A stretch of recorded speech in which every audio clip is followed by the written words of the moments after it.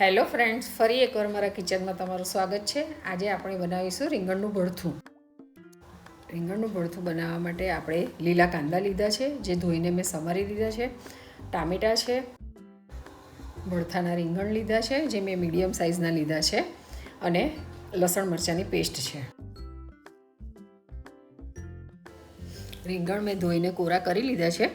હવે એને કાપીને આ રીતે અંદરથી ચેક કરી લેવાનું છે કે રીંગણ અંદરથી ખરાબ નથી ને. રીંગણ અંદરથી ચોખ્ખું જ છે. હવે રીંગણ પર આપણે તેલ લગાડી દઈશું. આખા રીંગણ પર તેલ ચોપડી અને પછી એને આપણે ગેસ પર શેકવા મૂકી દઈશું.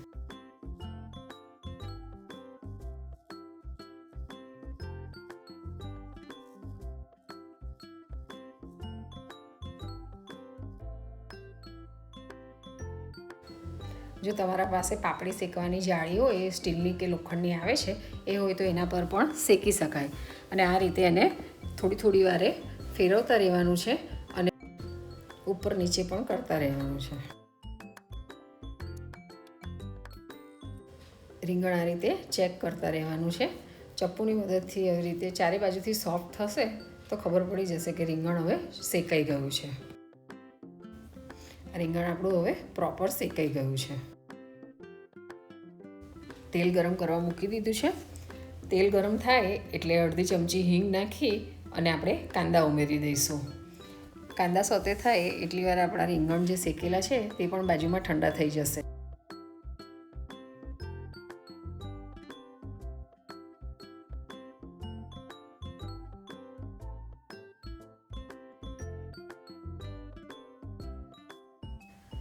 રીંગણ ઠંડા થઈ ગયા છે.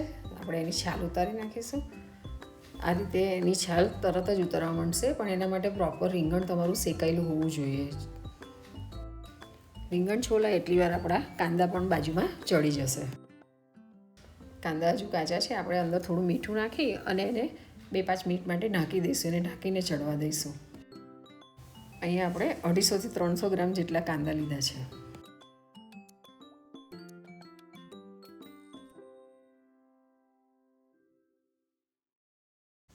આ રીતે ચપ્પુની મદદથી બધા રીંગણના ડીચા અલગ કરી દઈશું અને ચપ્પુની મદદથી જ આપણે એને એકવાર ક્રશ કરી લઈશું. રીંગણ પ્રોપર શેકાયેલા છે અને ચડી ગયેલા છે, એટલે આ રીતે ચપ્પુની મદદથી પણ એકદમ ક્રશ થઈ જશે. હવે આપણે કાંદા ફરી એકવાર ચેક કરી લઈએ. કાંદા લગભગ ચડી ગયા છે, એકદમ સોફ્ટ થઈ ગયા છે. તમારે આમાં થોડુંક તેલ વધારે નાખવું હોય તો નાખી શકો છો. હું એકદમ ઓછા તેલમાં બનાવું છું એટલે. હવે આપણે ટામેટાં ઉમેરી દઈએ. મેં 4 થી 5 ટામેટાં લીધા છે, મીડિયમ સાઇઝના. ટામેટાં અને કાંદા એકસરખા મિક્સ થઈ જાય ત્યાં સુધી એમને ચડવા દેવાના છે. પછી આપણે બીજા મસાલા ઉમેરીશું.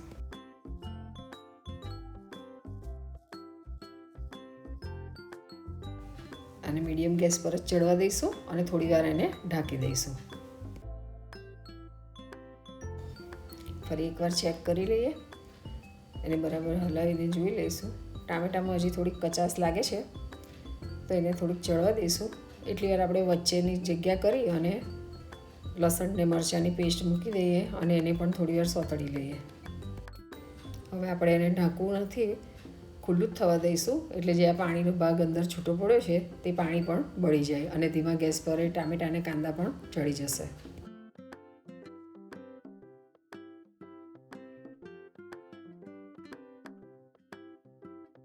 પાંચ મિનિટ જેવું થઈ ગયું છે અને લગભગ પાણીનો ભાગ બધો વળી ગયો છે. હવે આપણે મસાલા ઉમેરીશું. અડધી ચમચી જેટલી હળદર ઉમેરવાની છે. મસાલાની જે ચમચી આવે છે તે નાની ચમચી છે. 2 થી અઢી ચમચી જેટલું મરચું ઉમેરવાનું છે અને 2 ચમચી ધાણા જીરું.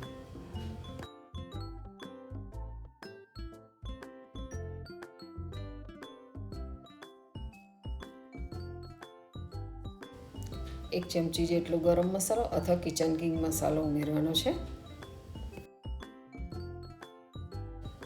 મસાલા નાખીને એકવાર મિક્સ કરી લઈશું. અને આપણે પહેલાં મીઠું જે નાખ્યું હતું તે લીલા કાંદાના ભાગનું જ નાખ્યું હતું. હવે બરાબર મિક્સ કરીને સ્વાદ અનુસાર મીઠું પણ થોડું ઉમેરી દઈશું.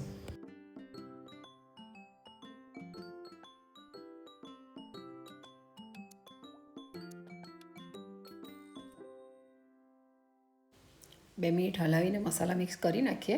પછી જે આપણું રીંગણ શેકેલું હતું એ પણ એડ કરી દઈશું.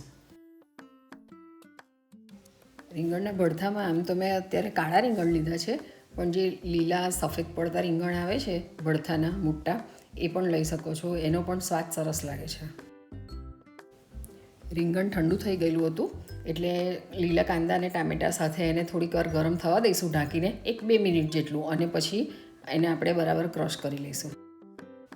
રીંગણ ગરમ થઈ ગયું છે તો હવે આપણે એને પાવભાજી ક્રશ કરવાનું આવે છે એનાથી એકદમ ક્રશ કરી નાખીશું, એટલે બધું મિક્સ થઈ જાય. જે રીંગણ મોટું મોટું દેખાય છે, ટામેટાં છે, એ બધું એક રસ થઈ જાય.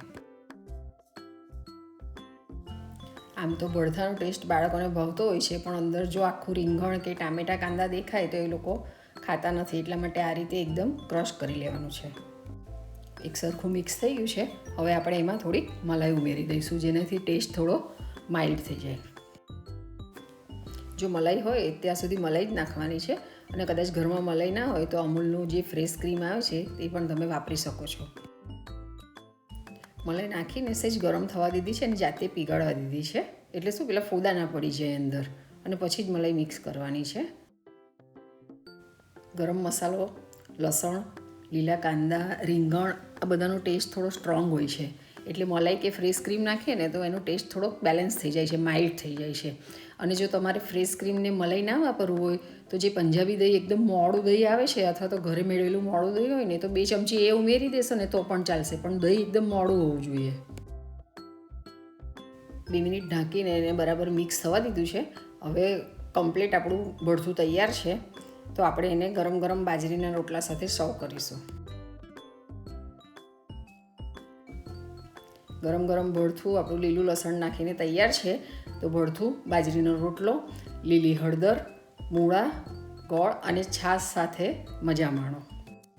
તમે પણ એકવાર જરૂરથી ટ્રાય કરજો, અને જો ભાવે તો મારી ચેનલને લાઈક કરજો, શેર કરજો અને સબસ્ક્રાઈબ કરજો. Thank you.